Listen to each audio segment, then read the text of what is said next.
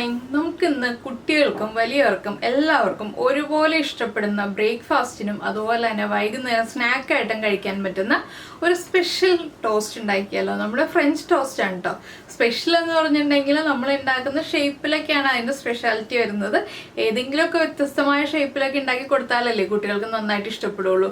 അല്ലാതെ വേറെ വ്യത്യസ്തമായ കാര്യങ്ങളൊന്നും നമ്മൾ ആഡ് ചെയ്യുന്നില്ല. എന്താണെന്ന് വെച്ചാൽ നമ്മുടെ വീട്ടിലുള്ള ഇൻഗ്രീഡിയൻസ് മാത്രം ഉപയോഗിച്ചാണ് നമ്മൾ ഈ ഒരു ഫ്രഞ്ച് ടോസ്റ്റ് ഉണ്ടാക്കാൻ പോകുന്നത്. അപ്പോൾ എങ്ങനെയാണ് നമ്മുടെ ഫ്രഞ്ച് ടോസ്റ്റിൻ്റെ റെസിപ്പി എന്ന് നമുക്ക് നോക്കാം.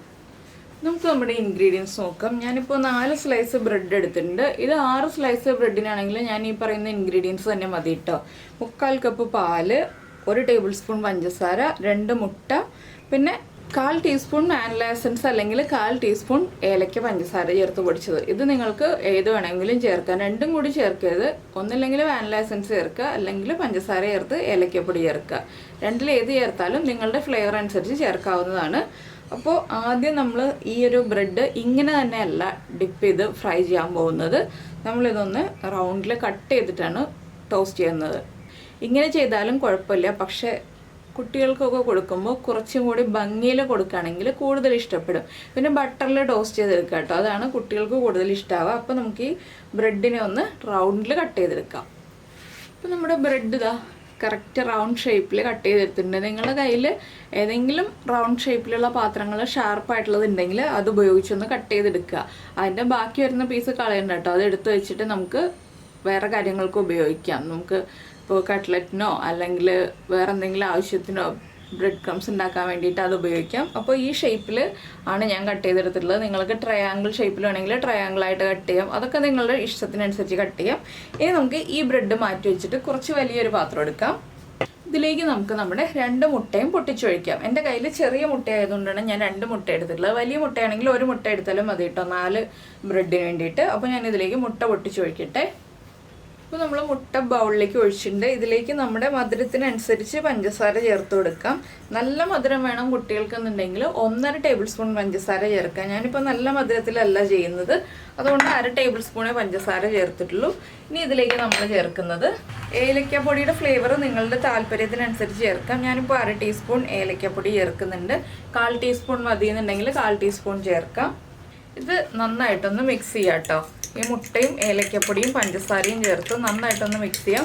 പഞ്ചസാരയ്ക്ക് പകരം പഞ്ചസാര പൊടിച്ചതുണ്ടെങ്കിൽ നന്നായിട്ട് വേഗം മിക്സായി കിട്ടും. നമുക്ക് പഞ്ചസാര ആകുമ്പോൾ കുറച്ച് സമയം എടുക്കും മിക്സായി കിട്ടാനായിട്ട്. ഇനി നമുക്കിതിലേക്ക് പാല് ചേർത്ത് കൊടുക്കാം. പാലും കൂടി ചേർത്ത് നന്നായിട്ടൊന്ന് മിക്സാക്കി എടുക്കണം. എന്താണെന്ന് വെച്ചാൽ നമ്മുടെ ബ്രെഡ് ഡിപ്പ് ആവാൻ ആവശ്യമായിട്ടുള്ള ആ ഒരു മിക്സ് ഉണ്ടാവണം. ഇപ്പോൾ 4 ബ്രെഡ് ആണെങ്കിലും 6 ബ്രെഡ് ആണെങ്കിലും ഈ ഒരു അളവ് മതിയെന്ന് ഞാൻ പറഞ്ഞല്ലോ. അതുകൊണ്ടാണ് ഞാൻ പറഞ്ഞത് നമ്മുടെ ബ്രെഡ് ഡിപ്പ് ആവാൻ ആവശ്യമായിട്ടുള്ള മിക്സ് ഉണ്ടാവണം എന്നുള്ളത്. 3/4 കപ്പ് പാലും 2 മുട്ടയും എന്ന് പറയുമ്പോൾ നമ്മുടെ ബ്രെഡ് കറക്റ്റായിട്ട് ഡിപ്പായി കറക്റ്റ് അളവായിരിക്കും. അളവ് കുറഞ്ഞു പോയിട്ടുണ്ടെങ്കിൽ പിന്നെ നമ്മൾ മിക്സ് ചെയ്ത് രണ്ടാമത് എടുക്കുമ്പോൾ കറക്റ്റ് അളവാവില്ല കേട്ടോ. ഇതൊക്കെ ചെറിയ ചെറിയ വ്യത്യാസം വരും ടേസ്റ്റിൽ. ഇതാ നന്നായിട്ട് പഞ്ചസാരയും ഏലക്കപ്പൊടിയും പാലും മുട്ടയും എല്ലാം മിക്സ് ആയിട്ടുണ്ട്. ഇനി നമുക്ക് നമ്മുടെ പാൻ ചൂടാക്കിയിട്ട് ബാക്കിയുള്ള കാര്യങ്ങൾ ചെയ്യാം. അപ്പോൾ നമ്മുടെ പാൻ ദാ ചൂടായി വന്നിട്ടുണ്ട്. നമുക്കിതിലേക്ക് ആദ്യം കുറച്ച് ബട്ടർ ഇട്ട് കൊടുക്കാം. ബട്ടർ ഒന്ന് ചൂടായി പാനിലെ എല്ലാ ഭാഗത്തും ഒരുപോലെ ആയി വരണം. ചെറിയ ഫ്ലെയിമിൽ വെച്ചിട്ടാണ് കേട്ടോ ഞാൻ കുക്ക് ചെയ്യുന്നത്. ചെറിയ ബർണറിൽ ചെറിയ ഫ്ലെയിമിൽ വെച്ചിട്ടാണ് ഞാൻ കുക്ക് ചെയ്യുന്നത്, ഹൈ ഫ്ലെയിമിലല്ല. ബട്ടർ പാനിൻ്റെ എല്ലാ ഭാഗത്തേക്കും ഒരുപോലെ ആയി വരണം. ആ രീതിയിൽ നമ്മൾ ആവശ്യത്തിന് ബട്ടർ ഇട്ട് കൊടുക്കുക. അതാണെന്ന് വെച്ചാൽ നമുക്ക് 2-3 പീസ് ബ്രെഡ് ഒരു സമയത്ത് ഇട്ട് കൊടുക്കാൻ, ഒരു സമയത്ത് വെച്ച് കൊടുക്കാൻ പാകത്തിനാണ് നമ്മൾ ബട്ടർ ഇട്ട് കൊടുക്കുന്നത്. ബട്ടർ ഓവറായിട്ട് ചൂടാവാനും പാടില്ല. ഇനി നമുക്കിതിലേക്ക് നമ്മൾ റെഡിയാക്കി വെച്ചിരിക്കുന്ന മിക്സിൽ ഡിപ്പ് ചെയ്ത ബ്രെഡ് സ്ലൈസ് ഓരോന്നായിട്ട് വെച്ച് കൊടുക്കാം. നന്നായിട്ട് ബ്രെഡ് കവറായി വരണം. പാൻ ഓവർ ഹീറ്റ് ആവാനും പാടില്ല. ഞാനിപ്പോൾ 3 പീസാണ് ഒരു സമയത്ത് വെച്ച് കൊടുക്കുന്നത് കേട്ടോ. അപ്പോൾ ഇതൊന്ന് കുക്കായി വരട്ടെ.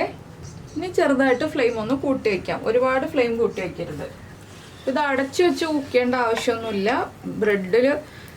ബ്രെഡിലേക്ക് ആ ബട്ടർ ഒന്ന് അബ്സോർബായി കുക്കാവാനുള്ള ആവശ്യമായിട്ടുള്ള ബട്ടർ ഈ ഒരു പാനിൽ ഉണ്ടാവണം. ഒരുപാട് ബട്ടർ ആയി പോയത്, ഒരുപാട് ബട്ടർ ആയിട്ടുണ്ടെങ്കിൽ കറക്റ്റ് ആവില്ല. നമ്മൾ ഇതുപോലെ അനക്കി കൊടുക്കുമ്പോൾ തമ്മിൽ ഒട്ടിപ്പിടിക്കാത്ത രീതിയിൽ വേണം നമ്മുടെ ബട്ടർ ഉണ്ടാവാൻ. അതുപോലെ തന്നെ നമ്മൾ ചെറിയ ഗ്യാപ്പ് ഇട്ട് വേണം ബ്രെഡ് സ്ലൈസ് വെച്ച് കൊടുക്കാനും. ഇനി ഈ സൈഡ് ഒന്ന് ചെറുതായിട്ട് കുക്കായി വരുമ്പോൾ നമുക്ക് അടുത്ത സൈഡിലേക്ക് തിരിച്ചിട്ട് കൊടുക്കാം. ഒരുപാട് മൊരിഞ്ഞു പോരുതിട്ട്, ഡാർക്ക് ബ്രൗൺ ആയി പോരുത്. ലൈറ്റ് ബ്രൗൺ ആയി വരുമ്പോൾ തന്നെ നമുക്ക് അടുത്ത സൈഡിലേക്ക് തിരിച്ചിട്ട് കൊടുക്കാം. അപ്പോൾ നമ്മുടെ ബ്രെഡ് ഒരു സൈഡ് കുക്കായി വന്നിട്ടുണ്ട്. ഇത്രയും ആവുമ്പോൾ തന്നെ നമ്മൾ അടുത്ത സൈഡിലേക്ക് ഒന്ന് തിരിച്ചിട്ട് കൊടുക്കുക. കണ്ടോ, ലൈറ്റായിട്ട് കളർ ചേഞ്ച് ആയി. ഈ സൈഡും കൂടി ഒന്ന് കുക്കായി കഴിയുമ്പോൾ നമുക്ക് പ്ലേറ്റിലേക്ക് മാറ്റാം. ഓവറായിട്ട് കുക്കായിട്ടില്ല. കണ്ടോ, ഇതാണ് നമ്മുടെ കറക്റ്റ് പാകം എന്ന് പറയുന്നത് ബ്രെഡിൻ്റെ കുക്കിങ്ങിൻ്റെ. ഇനി നമുക്ക് അടുത്ത സ്ലൈസും കൂടി ഇതുപോലെ ഒന്ന് കുക്ക് ചെയ്തെടുക്കാം. അപ്പോൾ നമ്മൾ പ്രസ് ചെയ്യരുത് കേട്ടോ. ഒരിക്കലും പ്രസ് ചെയ്തിട്ടുണ്ടെങ്കിൽ കറക്റ്റ് ആവില്ല. പ്രസ് ചെയ്യാതെ ആ ഒരു ചൂടിൽ തന്നെ ഇരുന്നിട്ട് കുക്കായി വരണം. ഇനി ഇതുപോലെ തന്നെ ലോ ഫ്ലെയിമിലിരുന്ന് കുക്കായി വരട്ടെ. ഇതുപോലെ ബാക്കിയുള്ള ബ്രെഡ് സ്ലൈസ് നിങ്ങൾക്ക് കുക്ക് ചെയ്തെടുക്കാം. അപ്പോൾ ഈ ഒരു ഷെയ്ഡ് വരണം, അത്രയും സമയം നിങ്ങൾ വെയിറ്റ് ചെയ്തിരിക്കുക.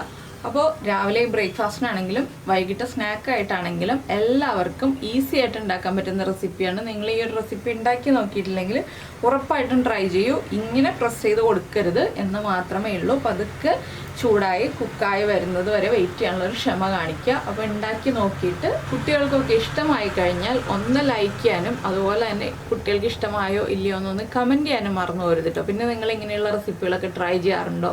അതുപോലെ തന്നെ ഫ്രഞ്ച് ടോസ്റ്റ് വെറൈറ്റി ഷേപ്പുകളിലൊക്കെ ട്രൈ ചെയ്യാറുണ്ടോ? ഇപ്പോൾ ചെറിയ ക്യൂബ്സ് ആയിട്ടോ ട്രയാങ്കിൾ ഷേപ്പിലോ അതുപോലെ തന്നെ പല ഷേപ്പുകളിൽ നിങ്ങൾ ട്രൈ ചെയ്യാറുണ്ടോ എന്നൊക്കെ ഒന്ന് കമൻറ്റ് ചെയ്യാം കേട്ടോ. അപ്പോൾ എന്തായാലും നിങ്ങൾക്ക് ഈ റെസിപ്പി ഇഷ്ടമായി ഉണ്ടാവുമെന്ന് വിചാരിക്കുന്നു. നമുക്ക് നമ്മുടെ അടുത്ത റെസിപ്പിയുമായിട്ട് അടുത്ത ദിവസം വീണ്ടും കാണാം.